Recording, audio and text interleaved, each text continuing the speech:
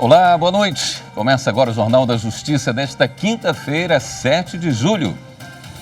Supremo Tribunal Federal valida a lei que determinou a transferência de recursos da União para garantir internet na rede pública de ensino. Por unanimidade, o plenário seguiu o voto do relator, ministro Dias Toffoli, que destacou que a norma atende o comando constitucional que consagra a educação como direito social. Esse é um dos destaques da edição de hoje e você vai ver também. Ação sobre fim de publicação de dados de sociedades anônimas em diário oficial será julgada pelo plenário do STF diretamente no mérito.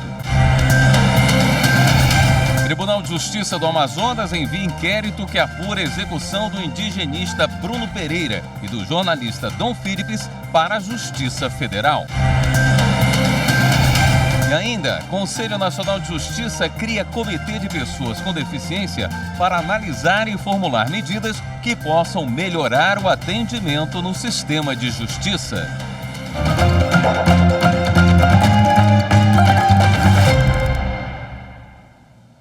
O plenário do Supremo Tribunal Federal vai julgar diretamente no mérito a ação que questiona o fim da publicação de dados de sociedades anônimas em diário oficial. O ministro Dias Toffoli aplicou o rito abreviado que permite o julgamento sem prévia análise de liminar. A ação foi proposta pelo Partido Comunista do Brasil com a alegação de que a medida viola as garantias constitucionais de acesso à informação e da segurança jurídica, porque, com a publicação apenas em jornais, a divulgação dos dados passará a ser regulada por opções comerciais.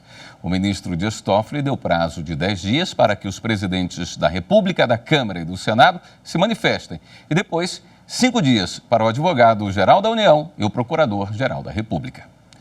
O Supremo Tribunal Federal validou a lei que determinou a transferência de recursos da União para garantir internet na rede pública de ensino.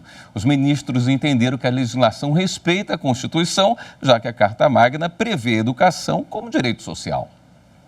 A lei, publicada em junho do ano passado, determina o repasse de 3,5 milhões de reais para investimentos em acesso à internet de alunos e professores de escolas públicas. Os recursos fazem parte do Fundo de Universalização dos Serviços de Telecomunicações. O presidente da República, Jair Bolsonaro, entrou com ação no Supremo questionando a validade da lei. Segundo ele, a norma de iniciativa do Congresso Nacional desrespeita o princípio do devido processo legislativo, interfere na gestão da administração pública, põe em risco o equilíbrio fiscal da União e o limite de gastos estabelecido ao governo federal. O julgamento do caso ocorreu no plenário virtual da Corte. No voto, o relator, ministro Dias Toffoli, lembrou que a educação é o primeiro dos direitos sociais previstos na Constituição e a internet é necessária para que ele seja concretizado.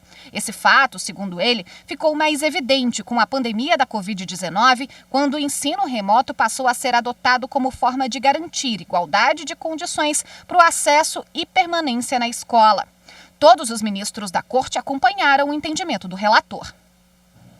O Tribunal de Justiça do Distrito Federal e Territórios determinou que a contagem da licença maternidade de uma servidora pública distrital seja feita a partir da alta médica da filha da UTI. O período de internação deve ser considerado como licença por motivo de doença em pessoa da família. O caso aconteceu aqui em Brasília. Uma servidora pública do Distrito Federal teve complicações no parto. Em consequência disso, o bebê precisou ser internado na UTI por 18 dias. A servidora, então, pediu que a licença maternidade passasse a ser contada a partir da alta da criança, o que foi negado pelo governo do Distrito Federal. Em primeira instância, a Justiça deu ganho de causa à servidora. O Distrito Federal, então, recorreu sob o argumento de que não há previsão legal que permita o deslocamento da contagem do início da licença maternidade, mesmo nos casos de internação.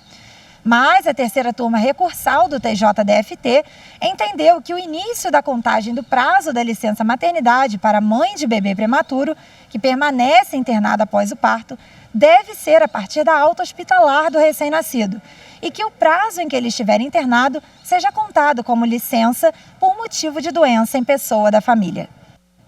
O Tribunal de Justiça do Amazonas enviou um inquérito que apura a execução do indigenista Bruno Pereira e do jornalista Dom Philips para a Justiça Federal. Os detalhes com a repórter Viviane Novaes.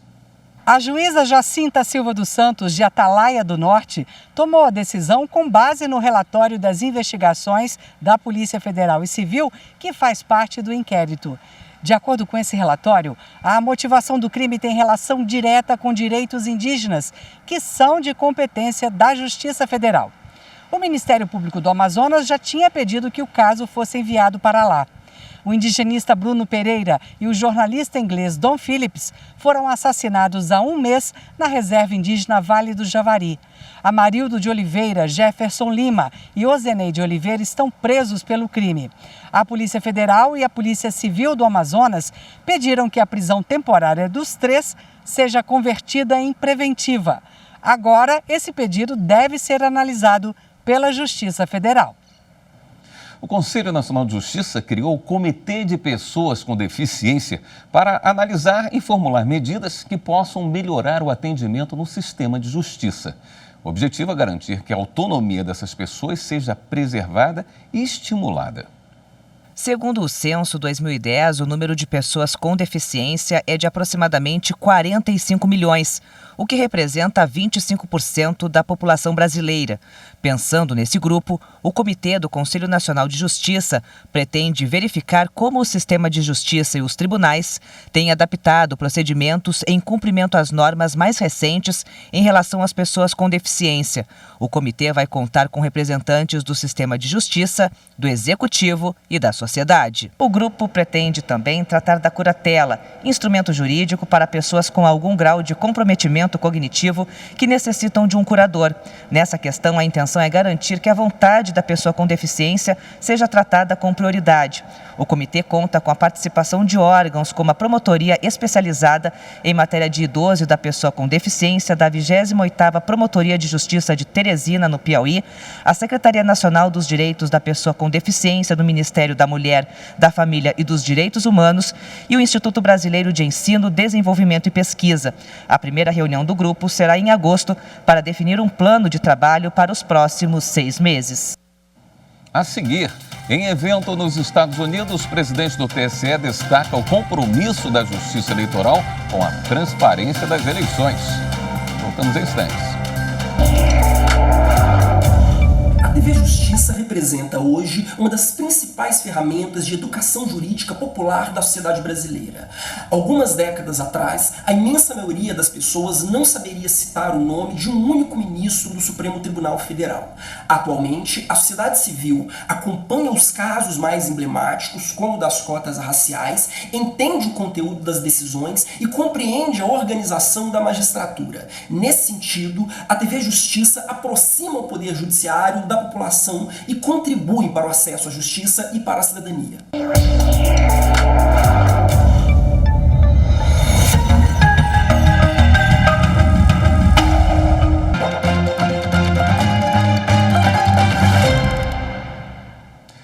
O presidente do Tribunal Superior Eleitoral, ministro Edson Fachin, em evento nos Estados Unidos, destacou o compromisso da Justiça Eleitoral na realização das eleições deste ano. A declaração do ministro foi durante uma palestra no Brasil Institute, em Washington. Fachin apresentou um panorama completo da organização dessas eleições, descrevendo detalhadamente os trabalhos que estão sendo executados para 2 de outubro.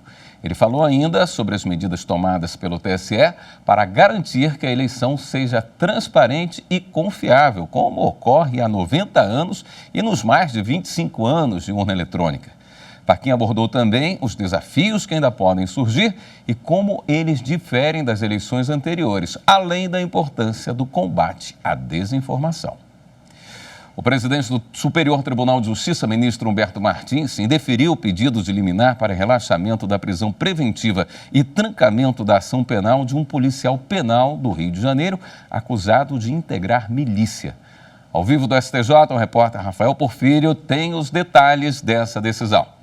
Oi, Rafael. Boa noite. Boa noite, William. Boa noite a todos. Olha, de acordo com a denúncia do Ministério Público, o acusado e outros policiais repassavam informações de bancos de dados da Secretaria de Administração Penitenciária para facilitar a prática de crimes de extorsão e homicídio pela milícia. No habeas corpus, aqui ao STJ, a defesa alegou que o réu sofreu constrangimento ilegal em razão de desrespeito ao princípio da inviolabilidade de domicílio e da desproporcionalidade da prisão.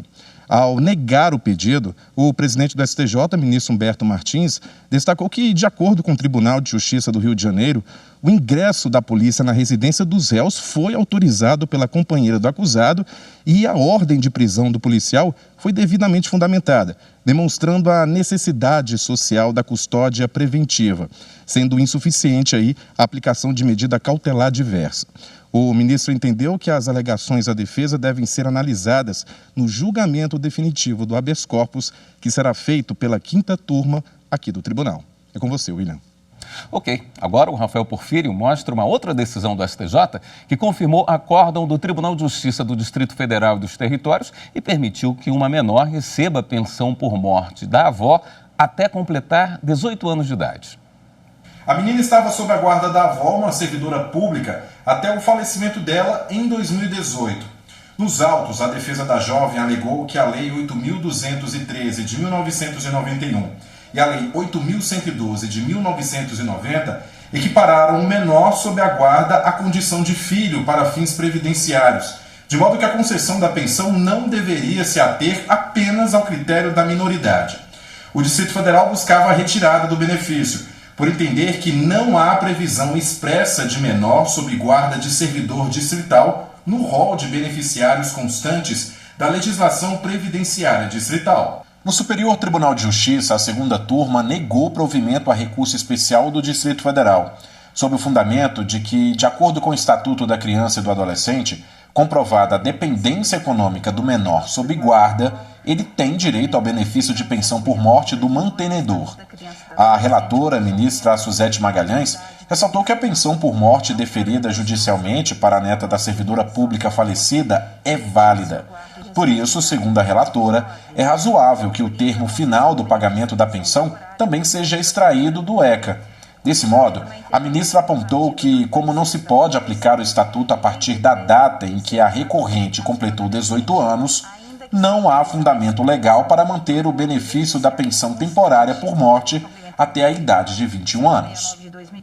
Mais uma decisão do STJ. Tese repetitiva foi alterada para permitir a inclusão do ICMS na base de cálculo da contribuição previdenciária sobre a receita bruta. Em juízo de retratação, a primeira sessão do STJ alterou a tese fixada no tema 994 dos recursos repetitivos, que passou a vigorar com a seguinte redação: é constitucional a inclusão do Imposto sobre a Circulação de Mercadorias e Serviços, ICMS, na base de cálculo da Contribuição Previdenciária sobre a Receita Bruta, CPRB. Segundo a relatora ministra Regina Helena Costa, no julgamento do repetitivo em 2019, foi afastada a incorporação do montante do imposto estadual na base de cálculo da CPRB, porque se entendeu ausente a materialidade da hipótese de incidência, vale dizer, a receita bruta. Contudo, a ministra Regina Helena Costa destacou que em 2021, o Supremo Tribunal Federal, ao julgar o tema 1048 da repercussão geral, fixou tese vinculante em sentido contrário para permitir essa incorporação. Desde então, esse entendimento também passou a ser adotado pelas turmas de direito público do STJ. Em razão disso, o colegiado negou provimento ao recurso especial representativo da controvérsia, no qual uma empresa pedia a reforma de acórdão do Tribunal Regional Federal da Primeira Região, que manteve o ICMS na base de cálculo da contribuição previdenciária sobre a receita bruta. A tese deverá ser aplicada pelos demais tribunais nos processos com idêntica questão de direito. Um candidato com autismo que não apresentou a documentação completa do documento de identificação conseguiu na Justiça o direito de se inscrever em processo seletivo no Amapá. O Tribunal Regional Federal da Primeira Região manteve a sentença da primeira instância. O Instituto Federal de Educação, Ciência e Tecnologia do Amapá justificou que não aceitou a matrícula porque a entrega posterior do documento que faltava violaria o princípio da igualdade entre os candidatos. O Instituto recorreu ao Tribunal Regional da Primeira Região contra a decisão da primeira instância, que permitiu a inscrição do aluno. O processo seletivo é para os cursos técnicos integrados ao ensino médio, nas vagas destinadas às pessoas com deficiência. O candidato apresenta o transtorno do espectro autista e teve a inscrição negada, porque anexou ao sistema apenas o verso do documento de identidade. Faltou a frente do documento. Para o relator, desembargador federal Carlos Augusto Pires Brandão, ainda que os requisitos documentais descritos no edital sejam legítimos, afigura-se excesso de formalismo, pois negar a inscrição do candidato pela não apresentação da frente do documento de identidade no ato de inscrição não viola o princípio da isonomia, nem prejudica qualquer outro candidato, considerando que o impetrante foi o único inscrito para o curso pretendido. Por unanimidade, a 5ª turma do TRF1 seguiu o entendimento do relator, negou o provimento ao recurso do Instituto Federal, mantendo a sentença, para que seja confirmada a inscrição e o prosseguimento do candidato no concurso. Um mecânico em tratamento psicológico não conseguiu compensação por danos materiais na Justiça do Trabalho. Os ministros da 2ª turma do TST justificaram que precisariam reexaminar as provas para comprovar a alegação do profissional, que disse ter ficado doente devido às atividades que exercia na empresa. No processo, o trabalhador disse que foi afastado das atividades, encaminhado para tratamento psicológico e demitido antes que estivesse recuperado. O empregado afirmou ainda que a empresa já havia reconhecido a incapacidade dele para a função que exercia e, por isso, o transferiu para o setor administrativo. O juízo de 1º grau e o Tribunal Regional do Trabalho da 17ª Região, no Espírito Santo, julgaram o pedido improcedente. Na avaliação do TRT, o tratamento psicológico do mecânico começou depois do sequestro de um parente dele. A decisão ressaltou também que a prova técnica havia afastado qualquer relação entre a doença e as atividades e que, embora estivesse em tratamento psicológico, o profissional não estava incapacitado para o trabalho. No julgamento do caso, na 2ª turma do Tribunal Superior do Trabalho, prevaleceu o voto da relatora, ministra Maria Helena Malman. Para a ministra, a decisão do regional foi dada com base nas provas do processo. A relatora analisou que qualquer outra conclusão exigiria novo exame de fatos e provas, o que é proibido pela jurisprudência do TST. O serviço gratuito de internação psiquiátrica oferecido pela Fundação Espírita Allan Kardec, em Franca, São Paulo, será mantido por mais um ano, graças ao acordo firmado pelo Ministério Público Federal com o município, a União e o Estado.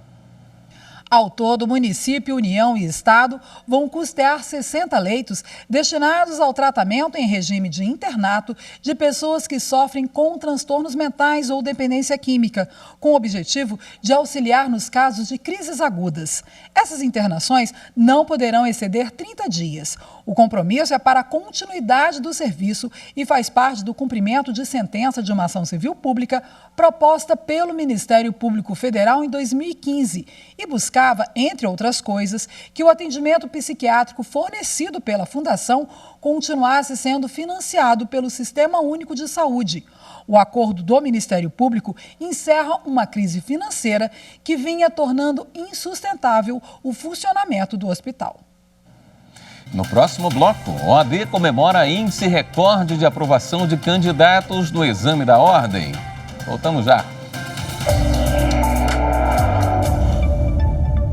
Nesse aniversário da TV Justiça, eu quero parabenizá-la pela contribuição fundamental à sociedade brasileira na formação dos novos juristas e das novas juristas. Não são poucos os estudantes ou poucas as estudantes que se valem da programação da TV como um instrumento didático, em colaboração a tudo aquilo que aprendem nos bancos das universidades. Por isso, parabéns, TV Justiça, e muito obrigada por essa parceria com o ensino jurídico brasileiro.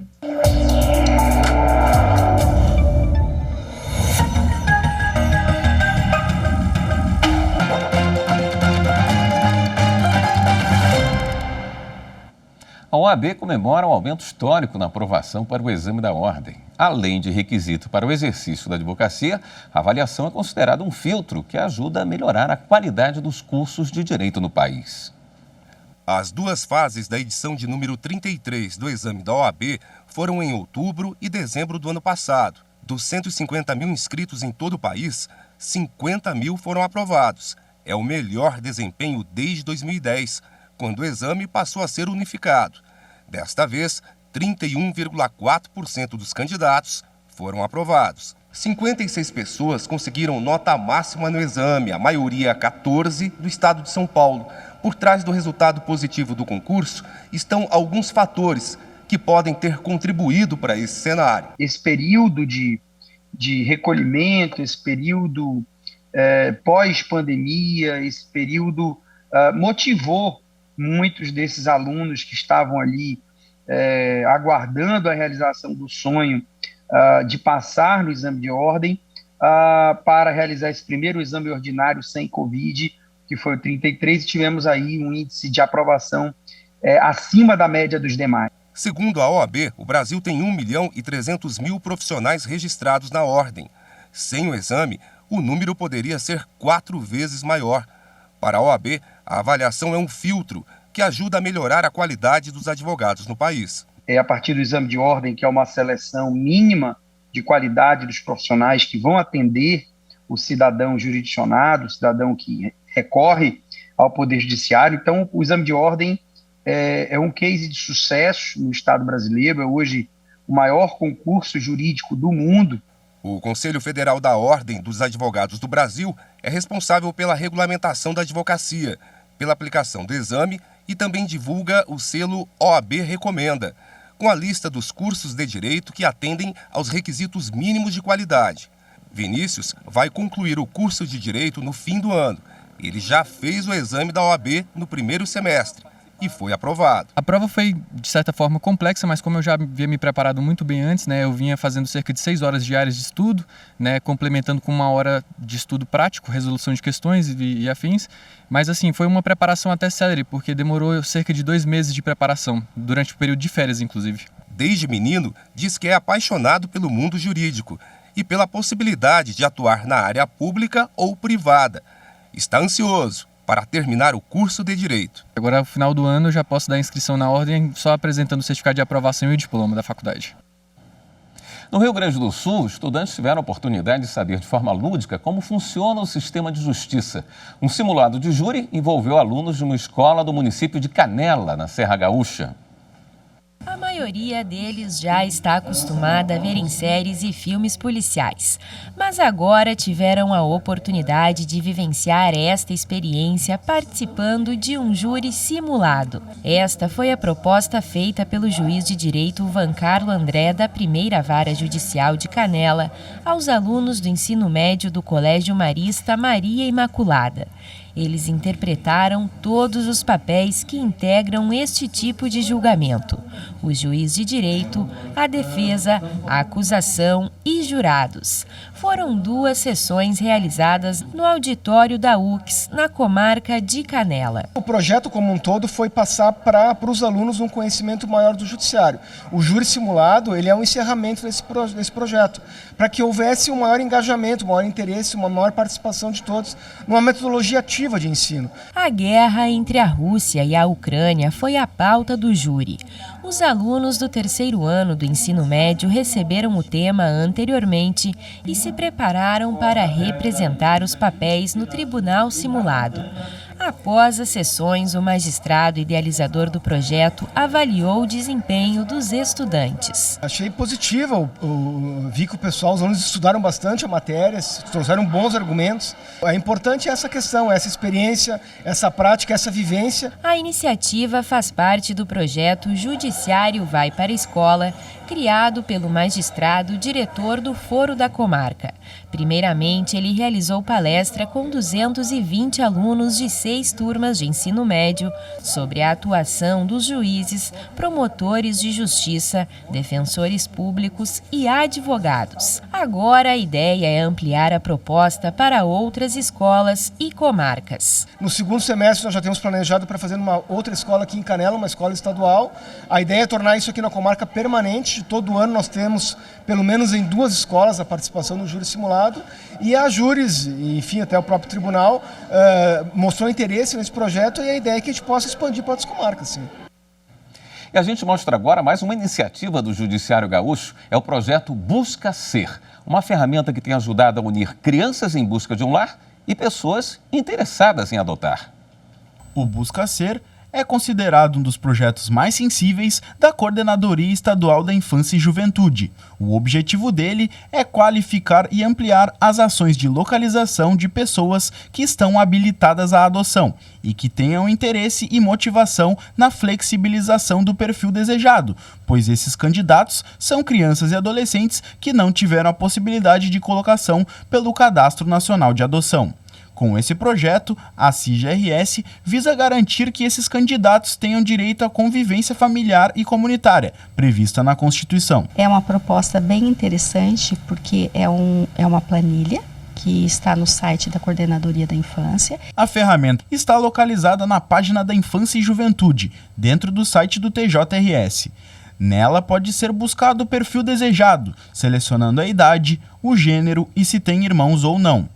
Em seguida, aparece uma lista com o número de cadastro na CIG-RS, as letras iniciais do nome e outras informações básicas, como data de nascimento, idade, gênero, etnia, a situação de saúde e jurídica de crianças e adolescentes. As pessoas também elas buscam acessar essa planilha e também ligam para a gente e dizem, olha, gostei desta criança, gostaria de iniciar contato, como que eu faço, tal, né? E também aí a gente também disponibiliza essa aproximação. Interessados habilitados para adoção deverão enviar um e-mail para adoção@tjrs.jus.br, informando o nome completo, CPF, telefone, estado e comarca de habilitação. E pessoas de outros estados devem enviar cópia da sentença de habilitação, dados da criança ou adolescente escolhida, constando o número da CIG-RS e as iniciais do nome, para o mesmo e-mail. Esta edição do Jornal da Justiça fica por aqui. Obrigado pela sua companhia, uma boa noite. Até amanhã.